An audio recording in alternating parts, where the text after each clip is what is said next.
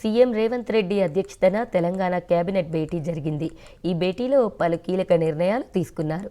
Hyderabad L&T మెట్రోను పూర్తి స్థాయిలో ప్రభుత్వం స్వాధీనం చేసుకోవాలనే నిర్ణయం తీసుకుంది. వాటితో పాటు తెలంగాణ వైద్య విధాన పరిషత్ పేరు మార్చుతూ ఆదేశాలు జారీ చేసింది. తెలంగాణ వైద్య విధాన పరిషత్ పేరును డైరెక్టరేట్ ఆఫ్ సెకండరీ హెల్త్గా మార్చింది. కేంద్ర ప్రభుత్వం నిర్వహించదలిచిన జనగణనపై కేబినెట్ భేటీలో కీలక చర్చ జరిపారు. రాష్ట్రంలో జనగణనను అత్యంత పారదర్శకంగా నిర్వహించేందుకు 89,000 సిబ్బంది పనిచేయనున్నట్లు తెలిపారు.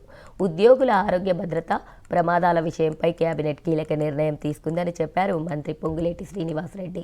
రాష్ట్రంలో 7.56 లక్షల మంది ఉద్యోగులు, పెన్షనర్లు ఉన్నారని తెలిపారు. ఉద్యోగి చనిపోతే రెగ్యులర్ బెనిఫిట్లతో పాటు అదనంగా 10 లక్షలు వచ్చేలా పథకం తీసుకొస్తామని హామీ ఇచ్చారు. 152 ఎన్పానల్ అయిన ప్రైవేట్ హాస్పిటల్స్ లో సుమారు 1998 డిసీజెస్ ఏవైతే ఉన్నాయో వాటికి డిజిటల్ హెల్త్ ఎంప్లాయీ కార్డు అందించడం జరుగుతుంది.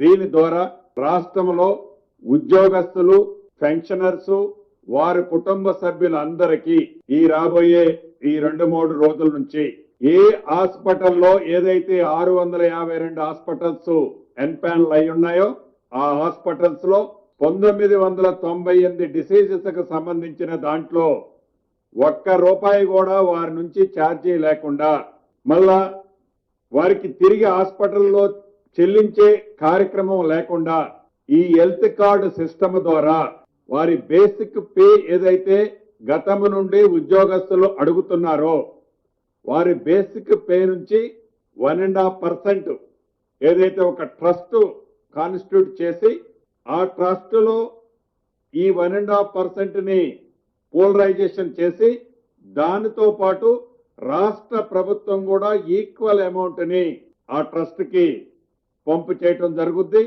ఉదాహరణకి ప్రాథమిక అంచనాల ప్రకారం మా దగ్గర ఉన్న వివరాల ప్రకారం 1.5% అంటే 528 కోట్లు 528 crores ఉద్యోగస్తుల నుంచి ఆ ట్రస్ట్ కి రేజ్ చేయటం జరుగుద్ది.